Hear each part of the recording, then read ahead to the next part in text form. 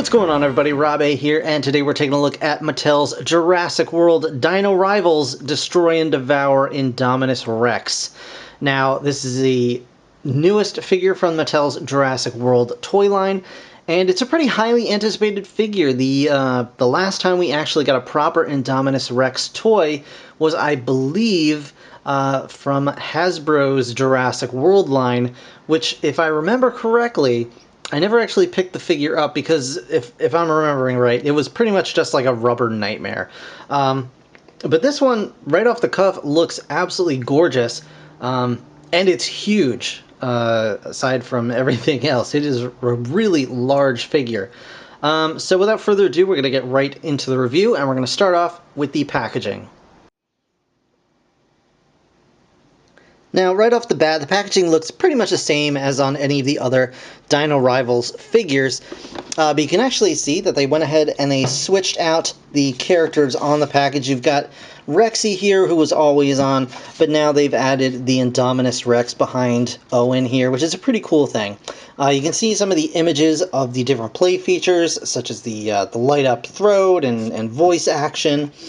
And then moving along here, we've got some more call-outs, such as the slashing action, the roaring, and of course the devouring.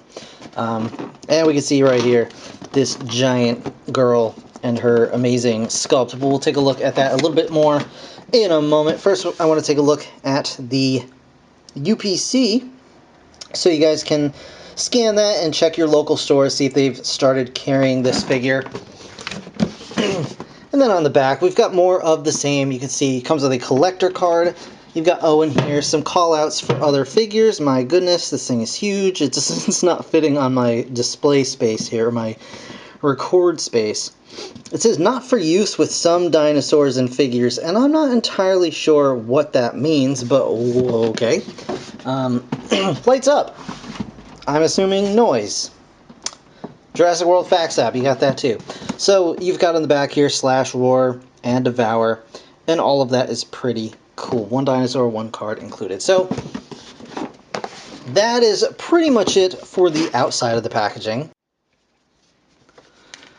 Also included with the figure are, of course, the instructions that just tell you, how to change the batteries and all that other fun stuff, and then you got that. And then it just tells you how to chomp things and how to glow and how to be a real superhero and just a fun, friendly kind of dino. So you got all that going on. I can yell at other dinosaurs and then 3 times press the back button 3 times for lights and roaring sounds. How fun! I actually didn't know that, but cool. For best performance, lift the larger dinosaur off the surface and bite the smaller dinosaur from a tilted angle. Lift the larger dinosaur. It doesn't actually know what to call this thing, just says larger dinosaur. Fine, whatever. I've had enough with you instructions, but at the same time, read the instructions because you could learn things. I learned something today. And you've also got this collector card, which is neat.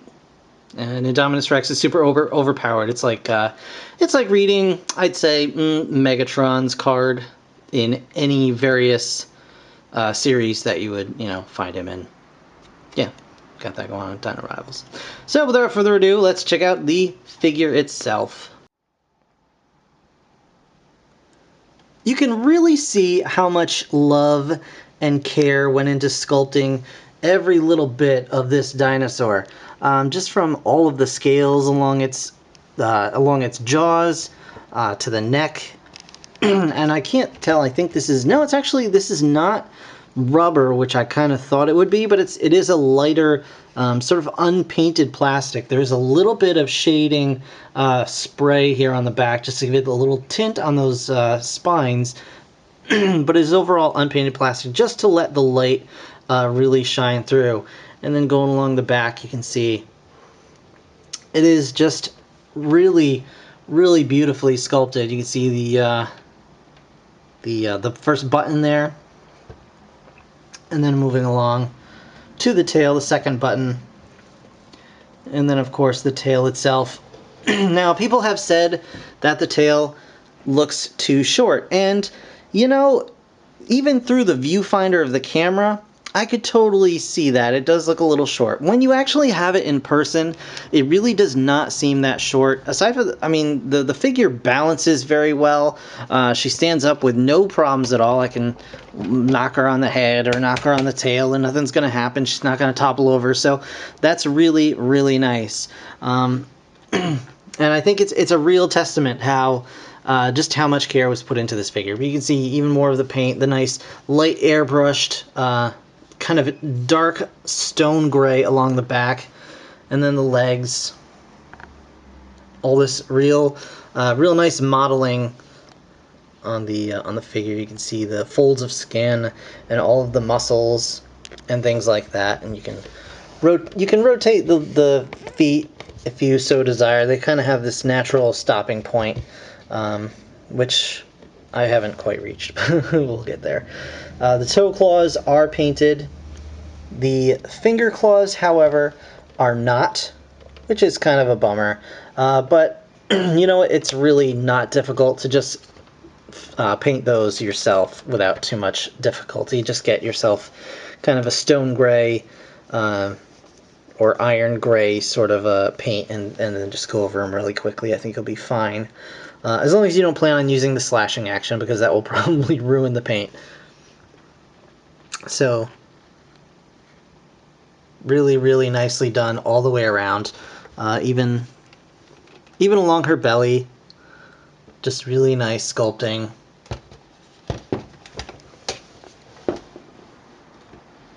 And get those teeth as well. And then inside the mouth, you can see all of the electronics down there. There's a little flap down there that activates the lights and sounds. But you've got really nice high gloss plastic inside the mouth to kind of give the impression of all the flesh and everything. And I think it just looks really, really well done. And those eyes, eyes are picked out quite nicely in that kind of dark orange, reddish paint. Very, very cool. Now, before I get too far into all of the electronics and various articulation and plate features and things like that, which I will go into, I first want to check out some scale. Just show you guys some size comparisons here. So, first we're going to go ahead and just show off the size of this thing with a human figure. I've got my stock human mercenary from the Hunt for the Indominus skeleton set, and we'll just put him right there so you can see. The Indominus Rex is quite a large dinosaur, and we'll go ahead and add to that with the gyrosphere with Claire and Owen and Baby Blue inside there, and you can get a nice sense of scale with that as well. We'll just pull this guy off to the side, and you can see the claws can just wrap right around that thing, and we'll show off probably some chomping, giving off this this nice crack shortly. And then just for kicks, here she is with the Indominus Rex skeleton from the Hunt for the Indominus Rex set. The skeleton is definitely a lot smaller. But you can kind of imagine it may even be pretty much the same size if you were to add flesh and muscle and skin and all that other kind of stuff on there. And then in that sense, the hips are at the same spot, the head is at the same spot. So actually this tail is actually the same length as Indominus Rex's tail there. So it actually works, because if you look at this skeleton, you say to yourself, oh, the skeleton is nicely proportioned. That tail is totally long enough. And it totally works as a fully fleshed out figure. So I think that's really, really cool, the way they did that. So it will scale nicely with your Indominus Rex skeleton. And last but not least, we'll show off Indominus next to Rexy, the, what is it? I can't even, Extreme Chomping Rex, whose mouth gets weirdly stuck now for some reason. Let's show them off by smashing into the camera. because that's how I roll. So just kind of... So obviously, this Tyrannosaurus Rex is going to be a little small as far as scale goes. You'll need to use like a Stomp and Chomp Rex or the Thrash and Throw, or I can't remember the names of any of these things. Sorry, guys. But yeah, so Indominus is definitely a lot bigger than the Extreme Chompin' Rex. So let's take a look at Indominus's articulation and play features. So first up, the articulation. The head, of course, you can move the head down just due to the play features like that. You can open the mouth independent of the tail, which is cool, so you can just kind of open it however you want. The arms are able to rotate pretty much all the way around. You got a very nice range of articulation, and at the elbow as well. You've got that, and they can also rotate in and out at the elbow, so you can really get that slashing motion however you like. And then to do that, you just press on the back here, and it's got this kind of clanging, sort of shredding sound. So you can sort of bring the gyrosphere in and then have it like grab onto it like that. The legs, legs don't really move outside of the play features. You can kind of move this one, and it'll lock back and forth. But personally, I don't want to unintentionally sabotage the ratchets that hold the leg up, because I feel like those ratchets are more there to support the figure when the features are not being used than to actually add to articulation. So I'm going to leave those alone, but just so you know, you can, if you really want to, move one leg back and forth, but it doesn't really do anything. The tail has no articulation. The end of the tail is actually just hard plastic. I thought it was rubber, but it's just plastic, so you got that going on. Like I said before, you can rotate the feet if you really want to, but I don't really know why you would. For those of you wondering, here is the, I'm just going to put it sideways, the DNA code, so you can go ahead and scan that if you want to. And then let's get into the play features. So we'll use our dear friend Nennis Dedry over here, and he'll be part of the play features. So first of all, as I showed off before, you've got the slashing action, so you can get that going, so you can slash that guy. Then you of course have the mouth. So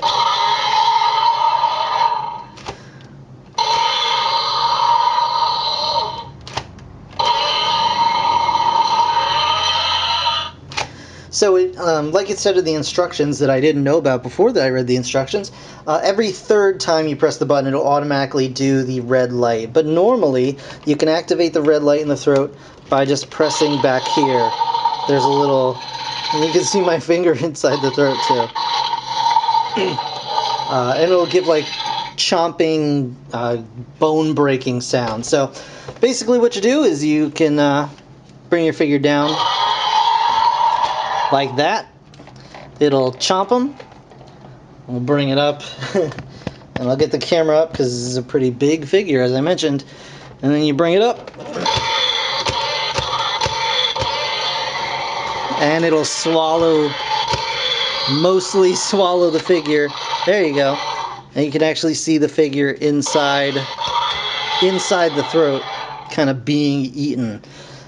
So really, really cool. And again, just, I can't even get over how large this figure is.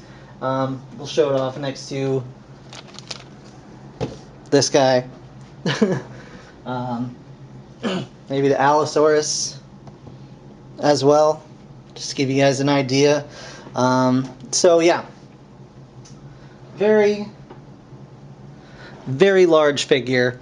Very, very well done figure. And I know I didn't mention the price, but you probably already know the price point for this figure is $40. So just so you know, it cannot actually swallow figures all the way down like the bull T-Rex of old.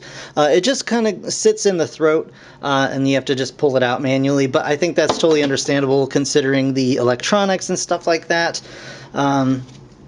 But yeah, I don't know personally how much I love the electronic sounds and lights, just because I'm the sort of person that doesn't ever, I don't really use lights and sounds in my toy collection, and I find it kind of annoying that when I store something I have to worry about taking batteries out so I don't corrode batteries and stuff like that. So I don't really get a lot of use out of that, but I can totally see this being like some kid's favorite toy ever, because I think when I was, the I don't want to say appropriate age for this figure, but when I was younger, I would have absolutely, when I was buying and enjoying Jurassic Park toys from the first movie, back when I was, 12, when the movie first came out, I would have absolutely loved something like this. This would have been like my favorite thing ever. So really, really well done, Mattel.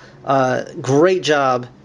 Great job all around for the sculptors and, the designers that put so much love and effort into this. And again, it's $40 for this absolutely enormous figure. And because I said I was going to do it, I gotta show off that, yes, you can totally get the mouth around the gyrosphere, which to me is just crazy. So fantastic. I'm super, super pleased with having this figure in hand. I ordered mine through Amazon.com, and yeah, really glad I got it. So hope you guys enjoyed this video. If you did, hit that like button. It really helps me out. Of course, subscribe if you want to see more. I'll be back with more Jurassic World stuff real soon, so stick around for that. In the meantime, thanks again for watching. I'll see you guys in the next one. Bye for now.